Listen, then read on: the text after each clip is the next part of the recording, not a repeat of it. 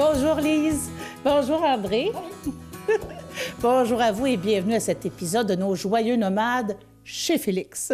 La semaine dernière, on était quelque part sur une banquise en Alaska. Cette semaine, où vous nous amenez-nous, Papalou? Papalou puis Maman Lou vous amène sur un volcan en Colombie-Britannique. Un volcan? Près d'un lac, avec les canards et les ours. Ça, c'est un drôle de paysage, ça.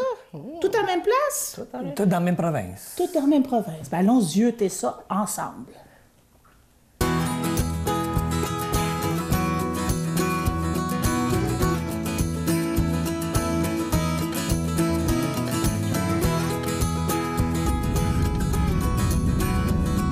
Adieu, Skagway.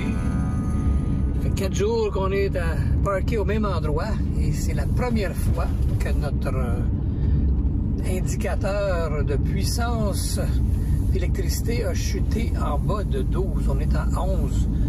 Il n'y a pas eu de soleil pendant 4 jours, des nuages, du vent. Notre panneau solaire n'a pas eu le temps de bien recharger. Alors, il faut rouler un peu. Alors, on va rouler, on cherche de l'essence et on sort de l'Alaska pour s'en retourner vers un détour par le Yukon vers la Colombie. Britannique. C'est la route. Ben, la route. La route est fait un détour. Arrête de m'ostiner.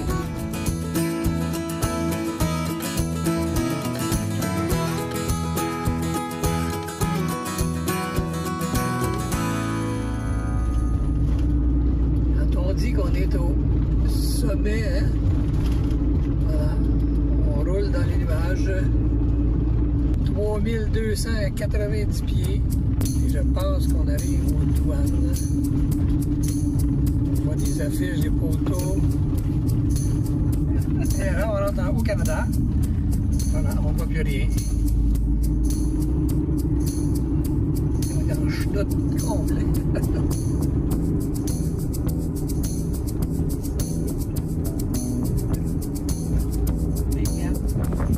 Vous voyez toute la montagne en face avec la brume. Ici, ça se produit des avalanches continuelles et ça donne un paysage vraiment quasiment lunaire. Ça l'a arraché tout en tombant. Et il ne reste plus rien. Quelques nouvelles branches qui ont poussé ici, mais voilà, c'est ça qu'on a au début du Canada.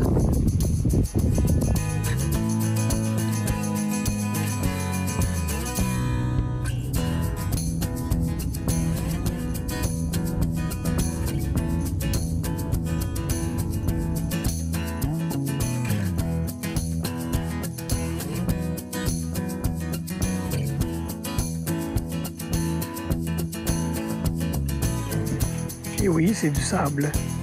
Nous sommes sur notre dodo à Upper Liard. On a trouvé un spot avec High Overland. Voici ce que ça donne. Alors, on va aménager notre petit Casper pour souper.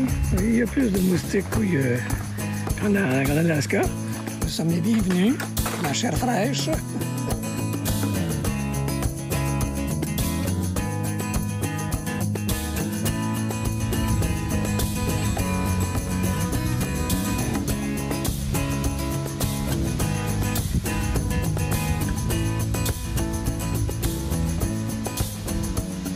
Alors, officiellement, notre dernier soir au Yukon. Dernier soir au Yukon, un beau site, plein de maringouins, mais tellement beau. Chin chin. Chin chin, adieu Yukon. Adieu Yukon. On vous laisse. Colombie-Britannique. On va en Colombie.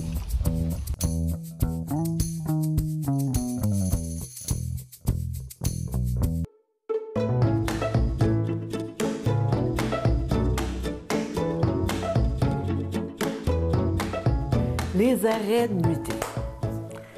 Pour cette partie très importante de la vie de nomade, il existe plusieurs plateformes web pour trouver le meilleur spot de dos. Nous avons utilisé surtout la plateforme iOverlander. Cette plateforme-là, en plus de nous trouver les meilleurs endroits pour dormir, elle nous donne également les postes d'essence, les postes de gaz, les endroits pour les vidanges d'eau, l'eau potable, les douches publiques et même les buanderies. Ça a été vraiment une mine d'or pour nous. Il y a également les plateformes Park4Night, Allstate et Boondocking qui indiquent aussi des endroits où dormir pour une nuit. Terrego est la dernière venue dans les plateformes web. Elle offre des endroits de choix chez des vignobles ou des artisans. Et en plus, c'est québécois. Avec la cotisation annuelle, vous recevrez la liste des endroits où passer une nuitée. Opération nettoyage avant de partir. On voyait plus rien tellement qu'il y a de bébites. Ils sont rentrés dedans. Alors qu'en Alaska, on pensait se faire manger par les bébites partout. Il n'y a rien. Depuis le Yukon. Les Britanniques vont se faire manger. C'est en Colombie-Britannique. Au Yukon, ça va pas si pire. Et là, on lave pour que vous puissiez voir nos prochains épisodes. Comment ça a été des vrais aventuriers, un petit peu, hein? Qu'est-ce que t'en penses? Alors aujourd'hui, on s'en fait quoi? Et on fait de la route aujourd'hui. On va se donner un bon coup, là, un bon 7h30 de route.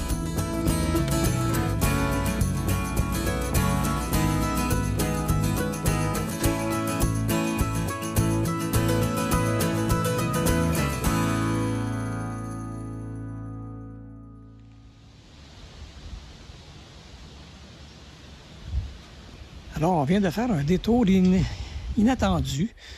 On a vu sur la carte qu'il y avait Terrasse.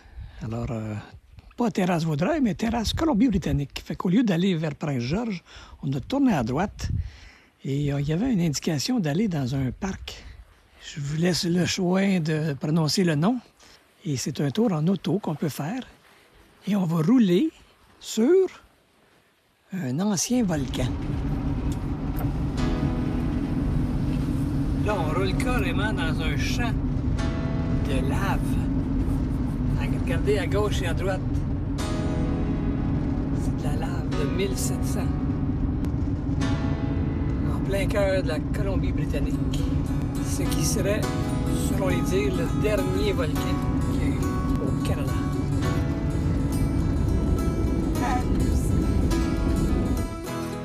Alors voici le lac de lave. En tout cas, le lac provoqué par la lave. Est-ce que Lise va tenter de tremper les pieds cette fois-ci? T'as posé au lac Manitou, t'as posé dans le glacier. On va le faire. En tout cas, alors c'est good.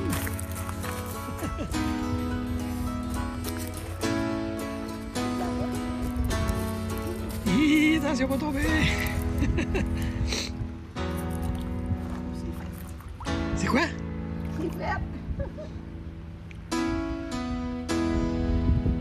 Ben, bravo.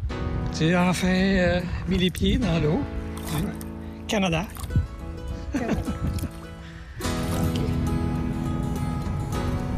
Bon, ben, ça fait plus de 10 minutes qu'on roule sur la lave. On va s'arrêter ici pour prendre les sentiers. Imaginez, tout ce serait passé autour de 1700 et près de 2000 personnes sont mortes, qu'on nous dit. Malheureusement, il n'y a pas de guide aujourd'hui et c'est interdit d'aller jusqu'au cratère principal. Des petites briquettes, hein?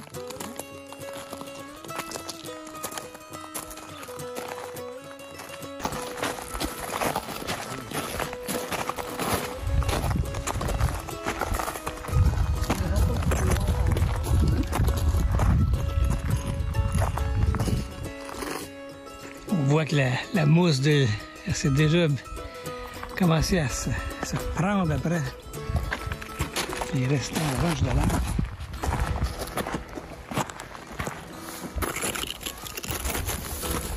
Allez. C'est la brique. Vois-tu? C'est comme nos briquelettes sur pour faire cuire notre Ozzy. Ozzy. Le barbecue. Le barbecue neuf.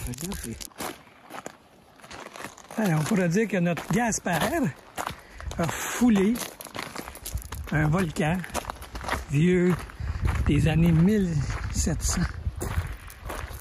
On va-tu garder les roues?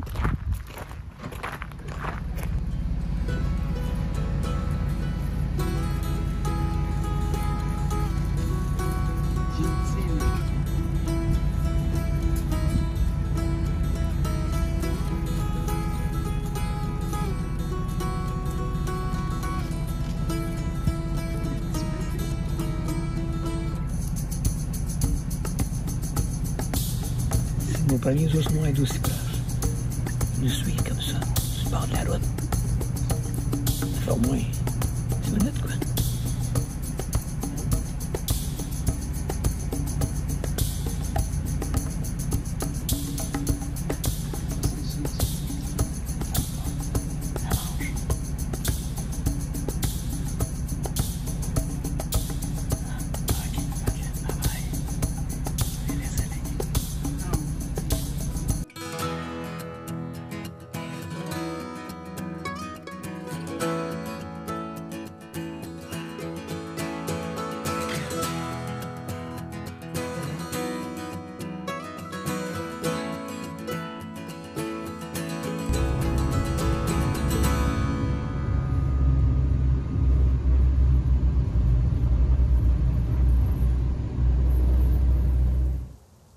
Très intéressant ce matin.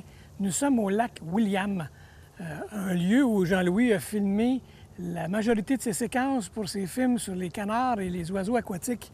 Même si on est en plein milieu de l'été, on voit encore des espèces qui sont là, des juvéniles qui sont en train de grandir pour pouvoir s'envoler. Il y a des pélicans blancs, il y a des malards, des grèbes. Alors, le lieu, 35 ans plus tard, est devenu propriété de la Colombie-Britannique en association avec les scouts ici. Et l'île s'appelle maintenant le Scout Island Park. Et on préserve l'endroit, on fait de l'éducation et c'est toujours un corridor migratoire très important. Alors, au printemps, on nous dit que c'est encore plein de birdwatchers qui viennent, plein de canards qui viennent.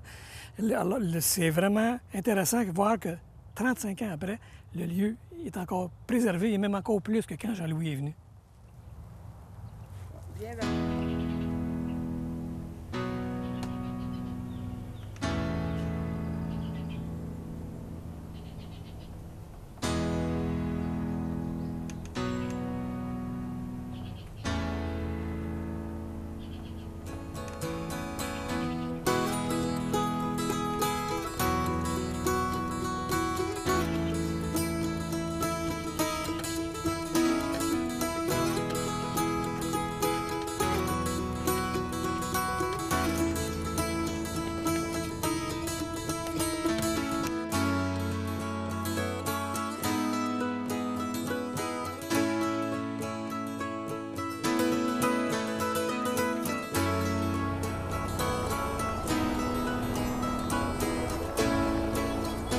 Si jamais vous passez par William Lake, il faut arrêter le kiosque d'information. C'est une vraie perle, qui est aussi un musée sur l'histoire de la région. Ils ont construit le centre en conservant des vieux arbres qui ont verni pour que ça dure plus longtemps.